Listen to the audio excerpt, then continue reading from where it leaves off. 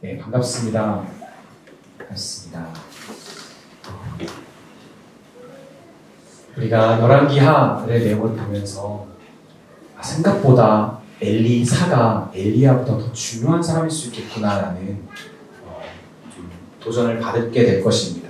실제로 성령의 역사로 성령님의 역사로 엘리야보다 더 뛰어난 능력을 엘리사가 발휘합니다.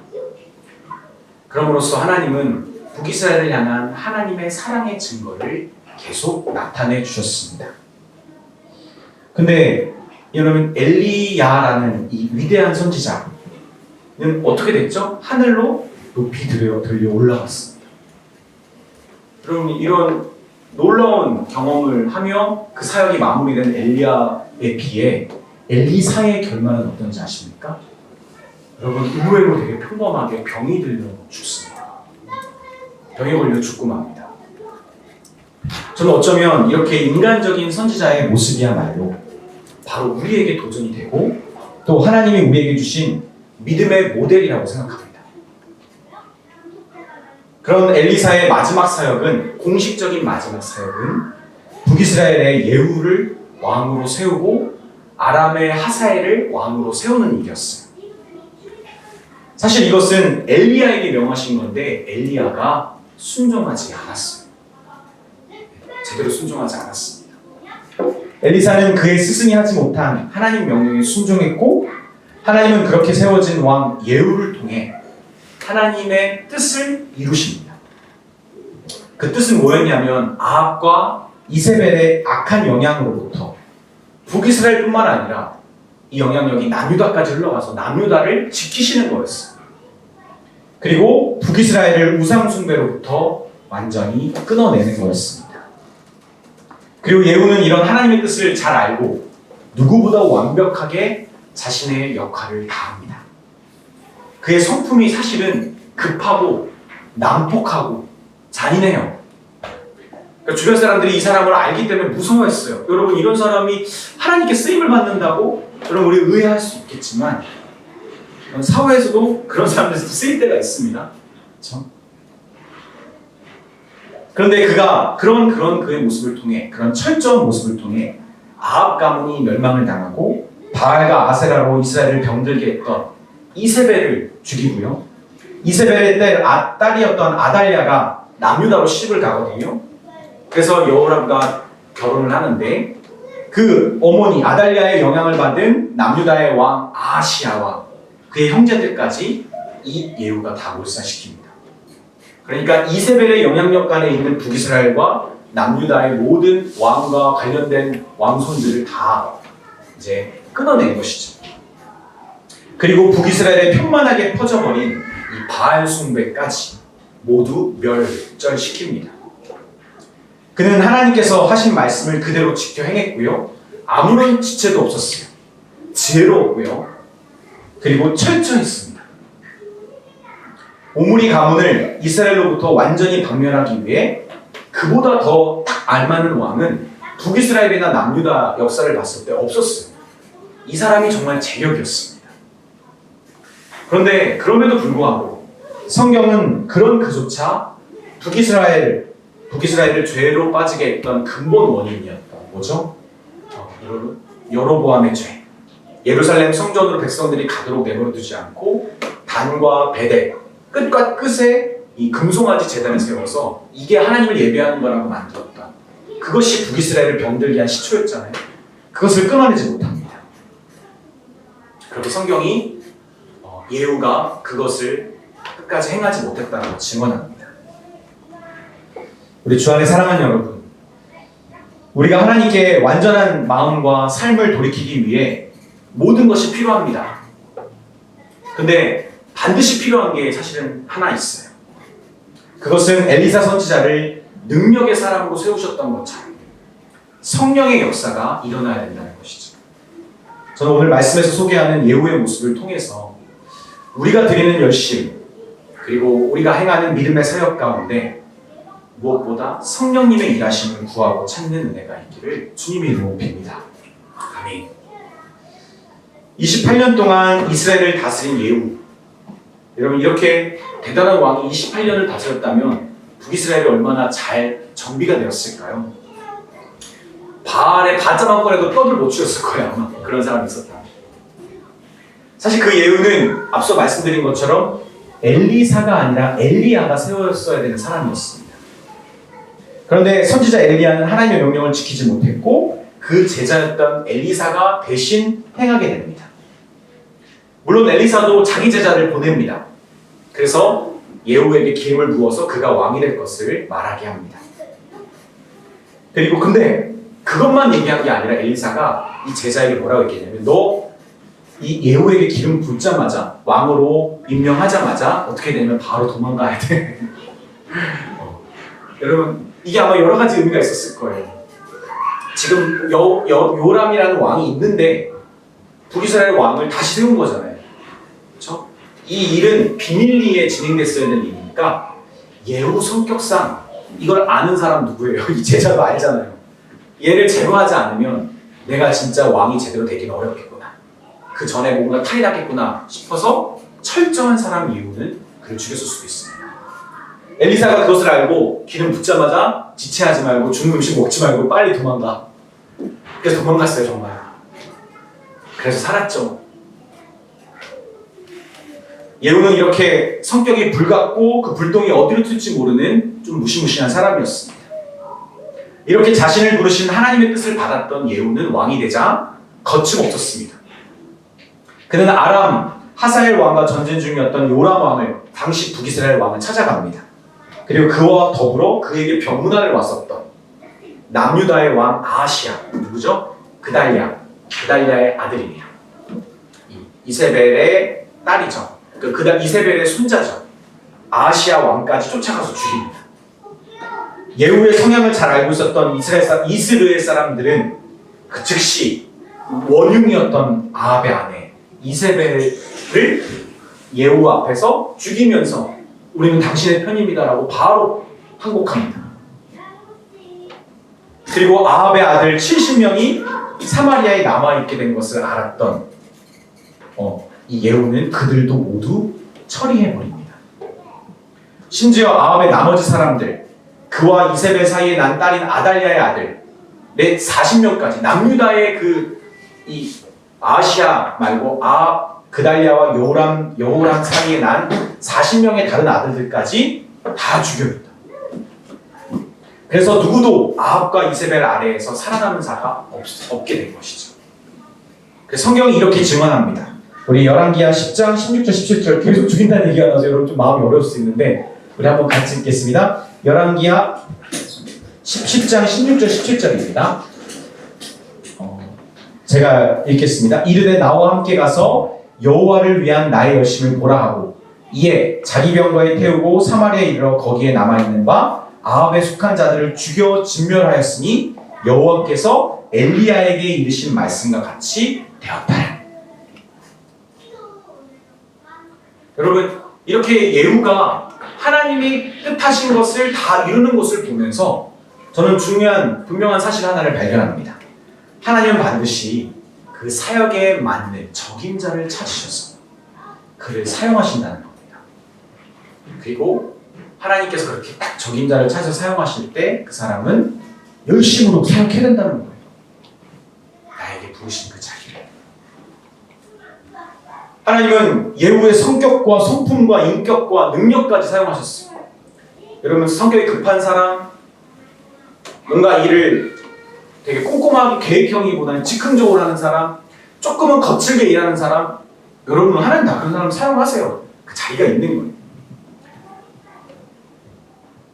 그리고 능력까지, 우리가 생각하는 은사까지, 그리고 열심하는 노력까지 하나님은 하나님이 말씀하신 것을 이루기 위해 다 사용하십니다. 따라서 우리는 우리에게 주어진 것 모두가 하나님의 쓰임에 있음을 우리는 알아야 하죠. 그리고 감사해야 합니다. 나는 내 성격이 사실 싫은데 하나님 정말 이것을 쓰시는 거구나 의심될 때가 있잖아요. 저는 개인적으로 제가 리더형이 아니라고 생각해요. 여러분 어떠신지 모르겠지만 제 아내가 요즘 제가 왜 담임 목사감이 아닌지를 여러 번 얘기해 줬는데 네, 저에게 네.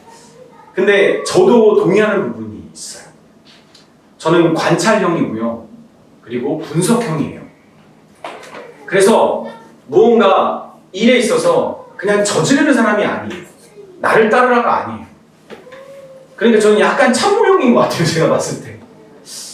예를 어떤 정치인이 나와서 저한테 그 패널 중에 나와서 그런 얘기를 한 적이 있거든요. 진짜 리더는 분석한 형이어서는 안 된다. 자기 자신을 두고 얘기하면서 그런 얘기를 하더라고요.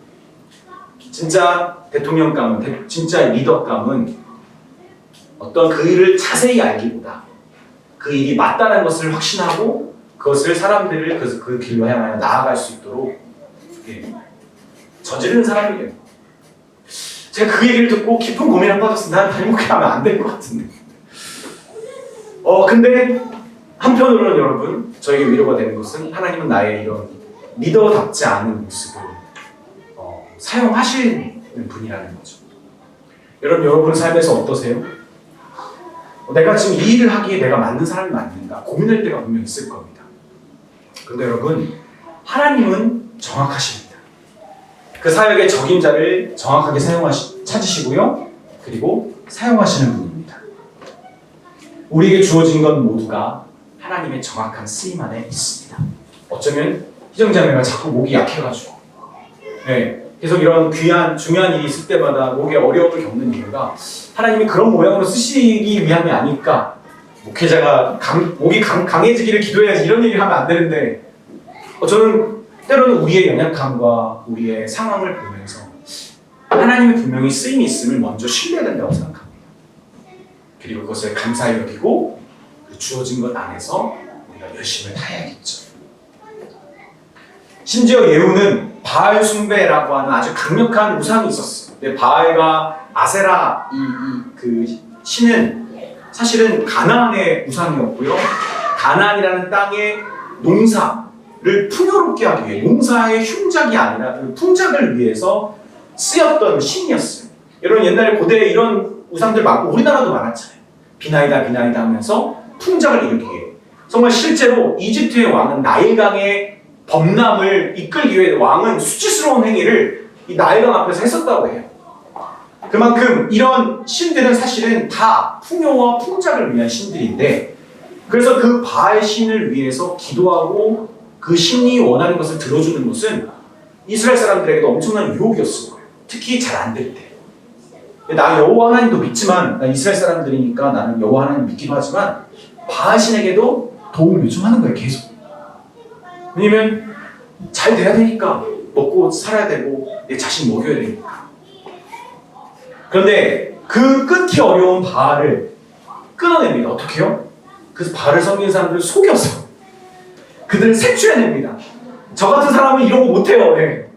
여러분 한번 읽어볼까요? 열왕기하 10장 18절 같이 읽겠습니다. 시작. 예후가 뭇 백성을 모으고 그들에게 이르되 아합은 바알을 조금 섬겼으나 예후는 많이 섬기리라.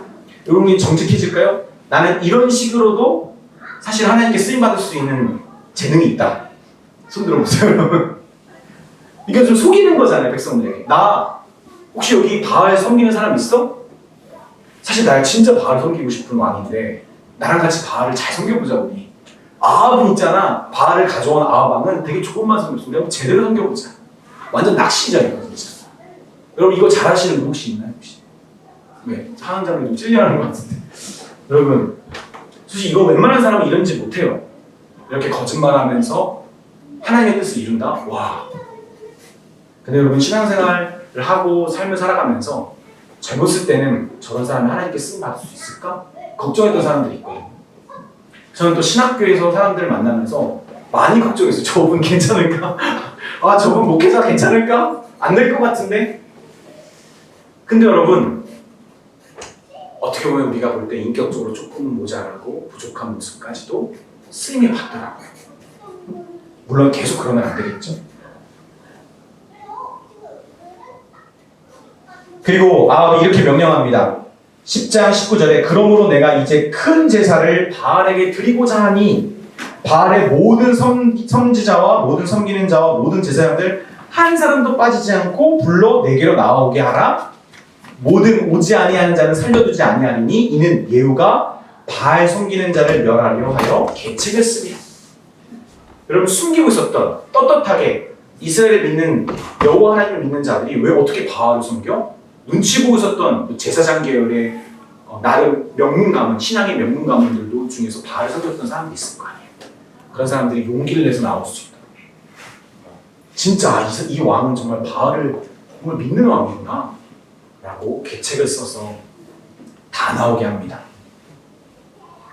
여러분 이거 하나님 시키셨을까요? 저는 안 시켰다고 생각해요.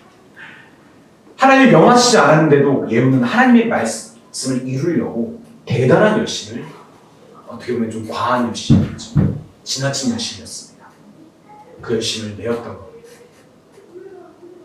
우리 주 안에 사랑하는 여러분, 우리는 성령의 역사를 구해야 합니다. 그러나 그 전에 우리에게 맡겨진 모든 것을 가지고 하나님을 향한 열심을 아끼지 말아야 합니다. 먼저는 나를 사용하려고 하시는 하나님의 그 말씀을 잘 알아야겠죠? 그리고 그것이 지금 내 삶과 그리고 이 땅에서 그 말씀이 성취되기 위해서 내가 할 수 있는 모든 것을 다 발휘하는 거예요. 다 가용하는 겁니다. 저는 이게 좀 어려운 사람이에요. 항상 이게 더 옳은지 맞는지를 자꾸 재고, 그리고 다시 평가해 봤을 때, 예를 들면 신학자가 정말 뛰어난 신학자가 내 설교를 들었을 때 이게 신학적으로 오류가 없는지 있는지까지 막 그런 것까지도 생각하면서 설교를 준비합니다. 내 말에 뭔가 어폐가 없는지도 막 고민합니다. 너무 그런 것을 재다 보니까 저의 열심이 자꾸 정돈된, 지나치게 좀 낮추려고 하는 겸손한 열심으로 자꾸만 저의 열심이 그런 식으로밖에 안 나가더라고요.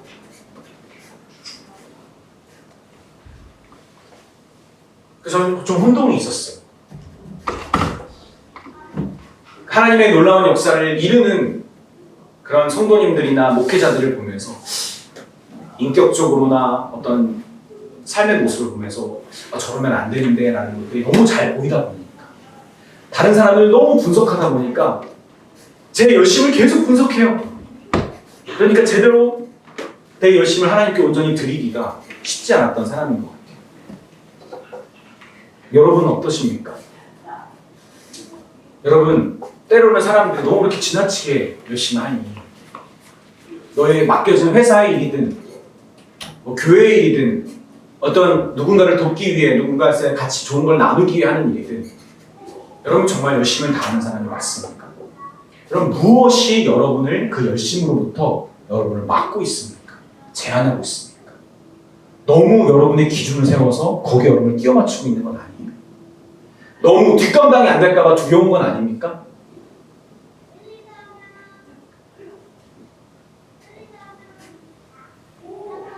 저는 오늘 말씀을 통해서 저 자신과 여러분에게 건면하고 싶습니다. 여러분, 우린 누가 말릴 정도로 열심을 다해야 되는 사람 맞아요. 사실 그게 더 올바른 것 같아요. 나를 아끼지 않고 나에게 주어진 것을 하나님 나를 쓰시군다라는 그런 확신을 가지고 하나님께 정말 열심을 다하려고 하는 모습. 그래서 주변 나를 잘 알고 나를 아끼는 사람들이 워할 정도로 뜨뜻미지근한, 이게 진짜 하는 건지 안 하는 건지 애매모호한 그런 삶의 태도가 아니라 정말 하나님께 내가 제대로 쓰임받고자 열심을 다하는 모습. 저는 그런 철저한 모습이 우리 가운데 먼저 있어야 된다고 생각합니다. 그래서 여러분, 우리의 삶을 한번 돌아봅시다. 정말 내가 열심을 다하는 사람이 맞는가? 내가 나에게 주어진 것들이 많이 있잖아요. 배경, 환경, 성격, 실력, 능력, 성격, 기질까지도. 여러분, 그것이 정말 하나님께서 나에게 이 삶을 살기에, 이 삶을 나에게 맡기시기에 최적화된 것을 믿는다면 뭐 그렇게 재고 주저하고 내 성격 때문에 고민하고 나는 T니까 이 일에 이런 얘기 뭐 하라고 있습니까? 일단 그쵸? 닥치고 고 그쵸? 그냥 하는 거예요. 재지 말고 저희 안에 그런 열심이 분명하게 좀 드러났으면 좋겠어요. 저는 목회자로서 여러분을 목양하면서 느끼는 어려움은 뭐냐면 그 열심이 막 두드러지게 드러나지 않으니까 여러분을 어떻게 이렇게 제어하고 이 컨트롤하고 어떤 게 더 올바른 건지를 잡아줄 만한 무언가가 잘 보이지 않는 거예요. 뚜렷하지 않으니까 뚜렷한 잘못도 보이지 않아요. 그러면 이건 목회자로서도 힘든 거예요. 차라리 확실하게 드러내세요. 여러분. 그러면 제가 정확하게 얘기해 줄 수 있을 것 같아요. 지금 당신이 하고 있는 이 열심이 어떤 부분은 좀 지나칩니다. 이런 부분을 좀 봐야 될 것 같습니다. 저와 여러분이 하나님께서 나에게 주신 모든 것들을 사용하시는 분을 믿고 하나님을 향한 열심을 아끼지 않았으면 좋겠어요. 그리고 뒷감당도 너무 걱정하지 마십시오. 하나님이 그것을 책임지지 않을 이유가 없습니다. 그리고 하나님이 책임지지 않으시면 하나님의 사람들을 통해서 책임져 주실 거예요. 그래서 목회자도 두렵게 만드는 성도님들이잖아요. 목사님, 저 오늘 하나님께 몇 시간을 하나님께 헌신하려고 합니다. 목사님도 오 하겠죠. 그리고 어떻게 가정도 좀 돌봐야 되는 거 아닙니까? 제 부모님은 하나님이 잘 책임져 주시고 저는 오직 주님의 일에만 집중하겠습니까? 그래도 좀 자제시키는 그런 하나님을 향한 열심이 분명한 저와 여러분이 되었으면 좋겠습니다. 아멘. 아멘을 안 하시죠? 여러분, 아멘 하셔야 됩니다. 목사님의 말씀이 이성적으로는 좀 받아들이지 않다 할지라도 이것도 하나의 열심인 것 같아요. 지난주 며칠 전에 제가 금요일날 갑자기 금요예배를 인도하러 갔어요. 목사님이 아프셔가지고. 근데 그 금요예배가 있는 교회인데 금요예배 할머니 할아버지 분들이 진짜 많으시더라고요. 그분들 위주예요. 얼마나 아멘을 열심히 하시는지 내가 부담스러울 정도로 뭐만 하면 아멘이신 거예요. 그래서 제가 오늘 좀 이런 부분 때문에 힘들었습니다. 아멘! 그래서 막 이러시는 거 있어. 막 설교하는 자가 막 저는 사실 아멘하는 거 그렇게 원하지 않는 사람이거든요. 그래서 저도 이것도 하나의 저의 막 기준에 잡혀 있는 거죠. 여러분, 하나님께 열심히 해봅시다. 아멘. 아멘. 네. 저에 맞지 않는 건데 노력해 보겠습니다. 북이스라엘은 예후를 통해 그렇게 바알 숭배에 관련된 자들을 다 처형했어요. 그리고 관련된 기둥들과 신전들을 다 허물어서 바알 숭배를 더 이상 용납하지 않게 되었습니다. 확실히 끊어냈어요. 그래서 하나님께서 예후를 통해 하시려고 했던 모든 일을 예후가 다 이뤄냅니다.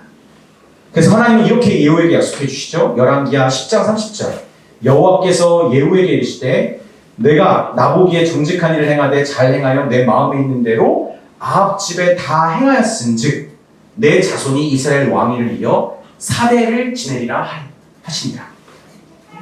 여러분, 분열됐던 북왕국과 남왕국이 각각 19명의 왕들이 있었어요. 19명의 왕들. 합하면 몇이죠? 믿음으로 몇입니까? 19, 19? 네, 38. 그쵸? 38이라고 거 맞죠? 네. 헷갈릴 수 있으니까 우리가. 근데 여기서 하나 기억해야 될 것은 남유다 왕의 이 아달랴 왕이 있었잖아요. 제가 말했다. 아달랴 저희 왕비였죠. 이 아달랴 왕비가 누구의 딸이었죠? 이세벨의 딸이었잖아요. 아주 악랄한 여인이에요. 이 여인이 8년 동안 잠깐 나라를 다스립니다. 그래서 완전히 북이스라엘처럼 이세벨의 나라를 완전히 만들어 보려고 했어요. 남유다를. 그래서 이 남유다 다윗 혈통의 왕들을 다 죽여버려요. 아달랴가. 아주 나쁜 여인이죠. 이 여인이 남유다의 통치에 껴있어서 엄밀히 따지면 20명이에요. 그럼 몇이죠? 39. 39하면 떠오르는 거 뭐죠? 구약성경 39잖아요. 그쵸? 39. 그래서 39, 27, 신약성경 27. 합하면 66. 암기하기 너무 좋죠. 1타 강사. 목사님. 네. 아멘. 죄송합니다. 그래서 총 19명, 20명인데 여러분, 남왕국은 이 아달랴가 잠시 다윗 왕조를 끊으려고 시도했던 것 제외하고는 한 번도 끊긴 적이 없어요. 19명이 쭉 다윗의 혈통으로 쭉 온 거예요. 근데 북이스라엘은 어땠죠? 왕이 8번 바뀌었어요. 8번. 그 혈통이 8번이나 바뀌었고요. 두 번 세 번, 네 번, 아니다. 두 번, 네 번, 다섯 번, 한 번, 두 번, 뭐 이런 식으로 왕조가 바뀌었어요. 근데 유달리 예후 왕조만 예후를 포함해서 5명이나 북이스라엘을 다스리는 사실 축복을 하나님께 받습니다. 여러분, 하나님은 이렇게 당신을 위해서 온몸과 마음과 온몸과 정성을 다한 사람들을 하나님 절대로 지나치지 않으십니다. 그 사람의 때가 아니라면 그 사람의 자녀의 때 혹은 그 후손의 때에 반드시 그 사람에게 합당한 축복을 주십니다. 저는 그런 거 믿어요. 정말 그런 거 믿어요. 여러분, 젊은 사람들이라서 상대적으로 저보다 젊어서 덜 할 수 있겠지만, 여러분 교회에다가 헌금 내는 거 저도 싫은 사람이에요. 와, 헌금 많이 내면 축복받는다 이런 거 별로 안 좋아하는 사람이고요. 그런 부흥 강사님의 얘기를 들으면 막 뛰쳐나오기도 했어요. 그럼 제가 부인할 수 없는 한 가지가 있어요. 하나님께 인색한 사람은 하나님도 그 사람에게 인색합니다. 그게 시간이든 재정이든 무엇이든 간에 하나님께 풍성한 사람은 하나님 풍성하게 대하십니다. 저는 그거 믿습니다. 그래서 저는 사역하면서 그 어려운 한 달에 90만 원 받는 부사역자 파트 전사 시절에도 11조 다 내고 감사원금 다 내고 그리고 심지어 건축원금 이런 것까지 다 냈어요. 근데 제가 모태신앙에서 훈련받은 게 아니라 하나님께 인색하면 안 된다는 마음으로 내가 약속한 금액에서 딱 1원도 흐트러지지 않게 맞게 낸 게 아니라 더 냈어요. 일부러 더. 하나님이 나의 이 연약함을 아시고 하나님이 조금이라도 나를 이렇게 긍휼을 베풀어 주실 것을 믿기 때문이에요. 저는 젊은 여러분에게 이런 것을 도전하길 바랍니다. 여러분, 하나님께 인색하지 마세요. 하나님은 당신을 위해서 온몸, 몸과 마음을 다한 사람을 그냥 내버려 두지 않으십니다. 하나님의 뜻하신 바를 다 이룰 수 있도록 하나님께 받은 모든 은사와 성품과 열심을 아낌없이 드리는 자에게 하나님도 아낌없이 베풀어 주십니다. 저는 여러분이 이것을 확신하는 주님의 일꾼 되었으면 좋겠습니다. 아멘. 이것도 아멘을 안 해요. 그렇죠. 아멘을 가르치지 않은 목회자의 잘못이죠. 네. 근데 저는 마음으로 나오는 아멘이 좋으니까 그래요. 아직 마음이 동하지 않은 것뿐이죠, 여러분.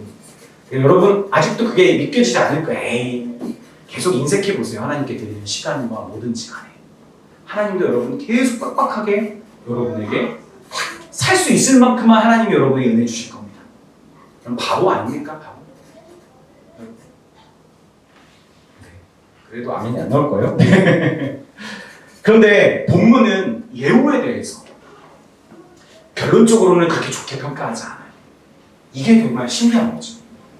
그렇게 대단했던 혁명가인 이 사람 예후가 북이스라엘의 근본 죄였던 문제, 베델과 단에서 금송아지를 섬기는 죄의 문제를 끊어내지 못했다는 것 때문입니다. 그가 지닌 모든 것이 사실은 완벽한 사역을 할 수 있도록 다 맞춰져 있었는데 그에게 딱 한 가지가 빠져 있었던 거죠.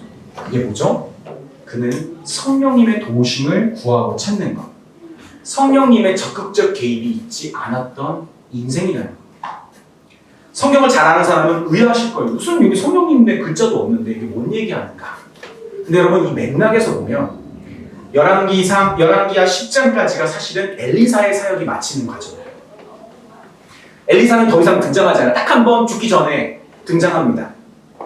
근데 엘리사의 사역이 어떻게 시작했죠? 성령으로 시작했어요. 엘리사는 정식으로 성령이 역사하시면서 후계자가 됐고요. 그 성령의 역사로 엘리야보다 더 뛰어난 사역들을 다 감당했던 사람입니다. 그런데 신기하게 엘리사와 반대로 예후는 성령의 이야기가 없고요. 하나님의 개입이 드러나지 않습니다.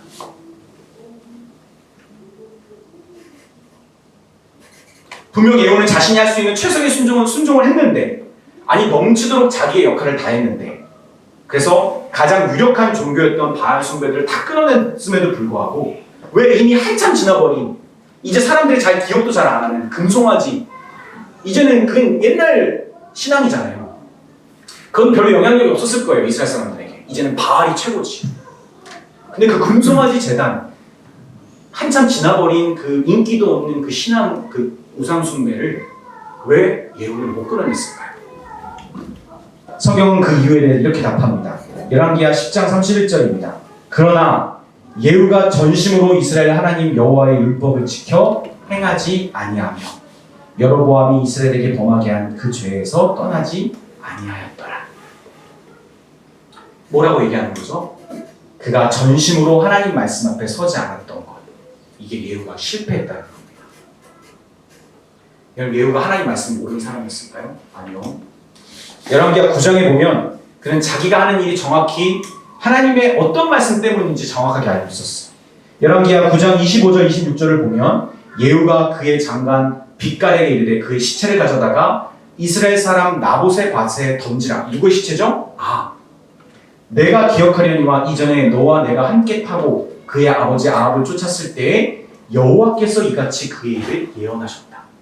아합이 어떻게 했죠? 나봇의 포도원 밭을 이세벨의 꼴에 빠져서 나봇을 죽게 만들고 그 포도원을 차지해버렸잖아요. 그래서 하나님이 이거에 대한 심판의 메시지를 던지셨잖아요. 예후는 이것을 정확하게 알고 있었어요. 26절에 여호와께서 말씀하시기를 내가 어제 나봇의 피와 그의 아들들의 피를 분명히 보았노라. 여호와께서 또 말씀하시기를 이 토지에서 내가 갚으리라 하셨으니 그런즉 여호와의 말씀대로 그의 시체를 가져다가 이 밭에 던질지니라 하는지라. 여러분 보세요. 지금 예후가 말하는 거예요. 여호와께서 말씀하시기를, 여호와께서 또 말씀하시기를, 여호와께서 말씀대로 자기가 하고 있는 사역에 있어서 여호와의 말씀을 계속 가져오고 있어요. 여러분 어떻게 이 사람이 하나님의 말씀에서 멀어진 사람입니까? 예후는 하나님의 말씀 가까이 있었던 사람이에요. 분명히. 그는 오므리 왕조 아합이 나봇의 포도원을 강탈한 것뿐만이 아니라 또 이세벨의 죄악을 심판하셨던 하나님 말씀도 알고 있었어요. 그래서 열왕기하 9장 36절에 돌아와서 전하니 예후가 이르되 이는 여호와께서 그 종 디셉 사람 엘리야를 통하여 말씀하신 바라 이르시기를 이스라엘의 토지에서 개들이 이세벨의 살을 먹을지라. 그 시체가 이스라엘의 토지에서 거름같이 밭에 있으니 이것이 이세벨이라고 가리켜 말하지 못하게 되리라 하셨느니라 하셨더라. 여러분 엘리야를 통해 하신 이세벨을 향한 하나님의 심판의 메시지도 예후는 정확하게 알고 있었어요. 자기가 어떤 말씀 때문에 이 일을 이루고 있는 건지를 그는 핀트가 어긋난 적이 없었던 거죠. 여러분 이쯤 하면 대단한 말씀의 사람 아닙니까? 근데 왜 성경은 그를 두고 전심으로 하나님 말씀을 지켜 행하지 못했다라고 그를 이렇게 평가하는 겁니까? 혹시 그는 하나님과 하나님의 사람들과 진실한 관계를 못 맺은 건 아닐까요? 그러니까 일만 한 거 아닐까요 혹시? 사역에만 집중한 거 아닐까요? 근데 아니에요. 성경을 보니까 열왕기하 10장 15절 17절을 보면 예후가 거기에서 떠나다가 자기를 맞이하러 온 레갑의 아들 여호나답을 만난지라. 그의 안부를 묻고 그에게 이르되 내 마음이 너의 마음을 향하여 진실한 같이 너의 마음도 내 마음을 향하여 진실하냐? 여호나답이 대답하되 그러하나이다. 이르되 그러면 나와 손을 잡자. 손을 잡으니 예후가 끌어 병거에 올리며 이르되 나와 함께 가서 여호와를 위한 나의 열심을 보라 하고 이에 자기 병거에 태우고 그리고 나서 아합에 속한 자들을 진멸합니다. 여러분 레갑 사람들이 누구냐면 반유목민들이었고요. 그들은 집이 없었어요. 장막에 사는 사람들이었어요. 그래서 그 사람들은 하나님 앞에서 단순하고 신실하게 살았던 사람들로 유명합니다. 그 여호나답은 하나님 앞에 진실된 사람이에요. 그래서 물론 예후가 이 레갑 사람들을 잘 꼬셔서 자기의 왕권을 다지려고 하는 정치적 목적으로 속인 걸 수도 있지만 그러나 여호나답은 그렇게 보기에는 여호나답은 호락호락한 인물이 아니에요. 그는 그런 거에 휘둘릴 사람이 아니었던 거죠. 여러분 우리가 지난 두 번에 걸쳐서 신약을 읽다 해서 성경에 없는 중간기의 일을 다루면서 요세푸스라는 구약 유대인 역사가를 우리가 보게 되었잖아요. 그 사람이 이 여호나답과 예후의 일에 대해서 이렇게 이야기합니다. 이 일 후에 이 사건에 대해서 얘기하는 거예요. 예후는 요나답이라는 선하고 의로운 사람을 만났는데 그는 예전부터 예후의 친구였다. 요나답은 예후에게 무단하고 아합의 지만을 멸절시키는데 하나님의 뜻에 따라 모든 것을 행한 것을 칭찬하기 시작했다. 요세푸스는 뭐라고 얘기하냐면 이 1세기 예수님 시대 바로 직후에 나온 역사가예요. 유대 역사가. 그가 뭐라고 얘기하냐면 둘이 친구였을 거다. 진실한 친구였을 거다. 근데 그 사람은 하나님 앞에 의롭고 선한 사람이었다. 그런데 예후가 지금 하고자 하는 일에 대해서 여호나답은 그것이 옳다고 여겼고 둘이 진실한 관계로 동역했다는 거예요. 그러니까 예후는 신실한 하나님의 사람과 좋은 관계를 맺으면서 하나님의 뜻을 함께 이루어 갔을 것입니다. 근데 여러분 종합해보면 예후의 모습이 누구와 같습니까? 여러분 우리랑 비슷합니다. 여러분 하나님의 부르심을 받아서 하나님의 말씀을 깨닫고 하나님의 말씀을 이루고자 우리는 살아가잖아요. 그래서 하나님을 향한 열심이 있습니다. 말씀을 가까이 하기도 합니다. 물론 예후처럼 모든 것을 쓰임받고 최선을 다하고 열심을 다하지는지 모르겠어요.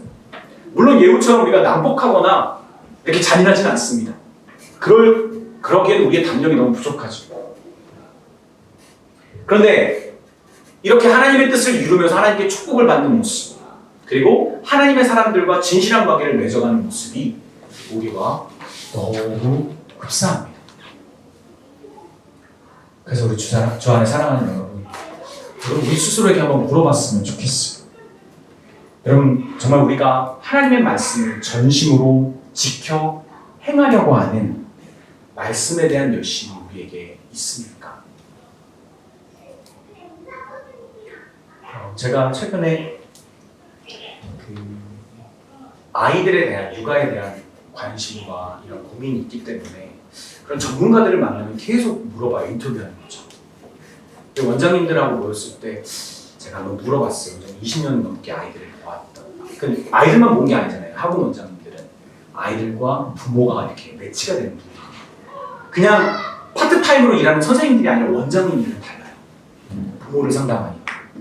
제가 물어봤어요. 제가 궁금한 게 이거였어요. 원장님들이 보시기에 부모가 엄마 아빠가 다 맞벌이를 하면서 아이들과 많은 시간을 보내지 못하는 아이들이 확실히 다릅니까? 부모가 맞벌이를 하지 않고 아이들과 많은 시간을 보낼 수 있는 부모와 그렇지 못한 부모의 차이가 많이 납니까? 물어봤어요.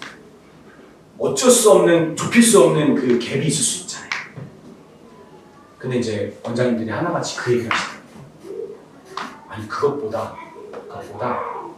의외로 아이들과 많은 시간을 보내는 부모의 엄마들의 모습 가운데 내가 당연히 많은 시간을 함께 하고 있기 때문에 아이들에게 내가 어떻게 해줘야 되는지에 대해서 더 퀄리티 있는 시간, 아이들에게 반드시 해줘야 될 말과 해줘야 될 행동을 집중하지 못하는 경우가 많다.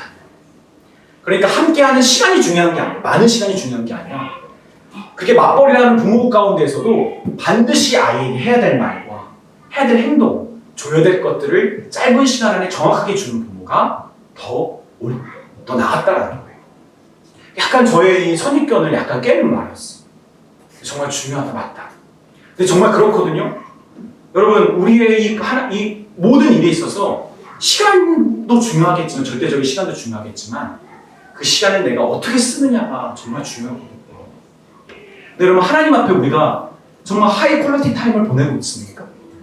내가 말씀 연구를 할 때도, 말씀 읽기를 할 때도 정말 이 말씀이 나의 오늘 하루의 은혜를 나에게 임하게 하는 생명의 말씀을 믿고 이 말씀을 통해서 하나님을 만나고 싶습니다. 알고 싶습니다. 하나님을 의존하고 싶습니다. 하나님의 뜻으로 살아가고 싶습니다라고 하나님 앞에 그 믿음으로 그 말씀을 열고 그 말씀에 집중하냐 이거죠.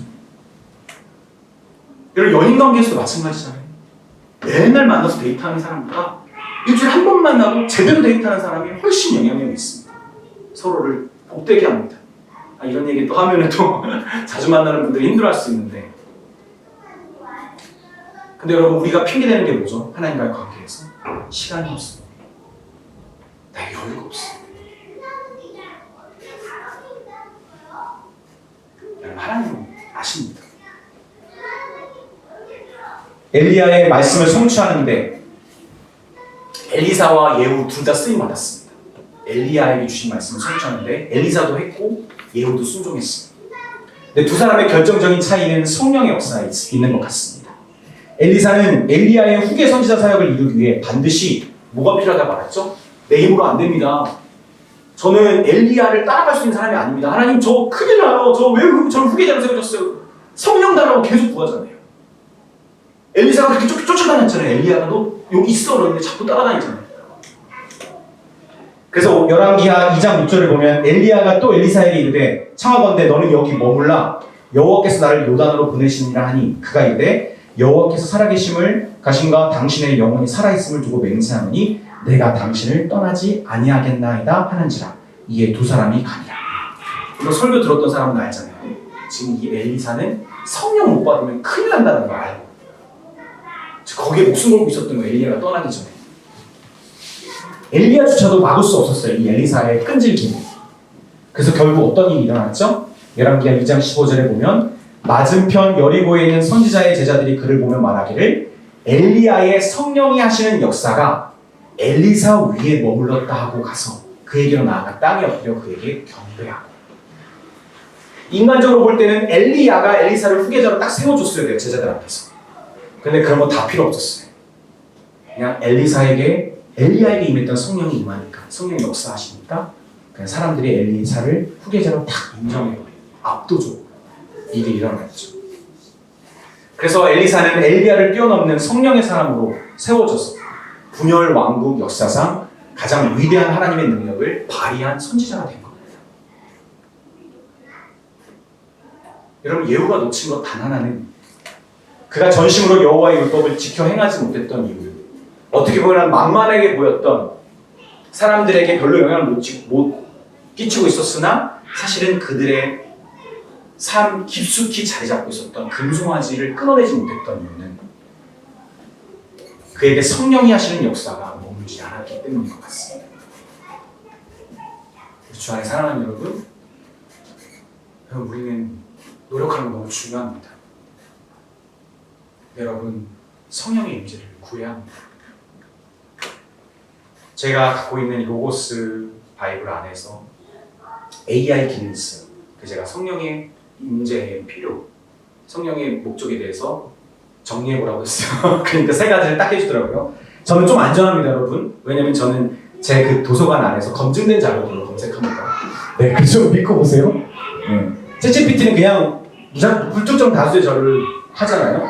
물론 거기도 또 데이터를 근거한 거겠지만, 첫 번째, 성령의 은혜는 우리의 죄악된 본성을 깨닫게 하고 그리스도 안에서 사죄와 의로움을 추구하도록 성령의 은혜는 돕습니다. 두 번째, 성령은 우리 안에 은혜의 원리를 부어주시고 거룩한 행위를 할 수 있는 능력을 주십니다.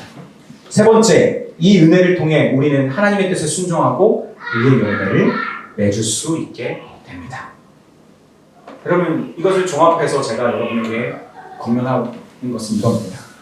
여러분, 무엇보다 성령의 임재는 전심으로 말씀의 자리에 서 있는 사람, 그리고 말씀으로 깨어 기도하는 사람에게 임하는 은혜입니다.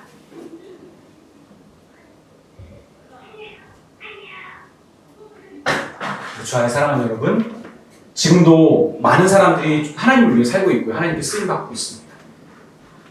하나님의 말씀을 따라 그 말씀을 이루고자 하나님이 쓰시는 사람들이 넘칩니다. 진실한 동역의 관계를 맺으면서 협력하기도 합니다. 아름다운 동역을 하는 믿음의 사람들 많습니다. 그러나 여러분, 결국 우리의 힘으로 노를 젓는 것은 한계가 있습니다.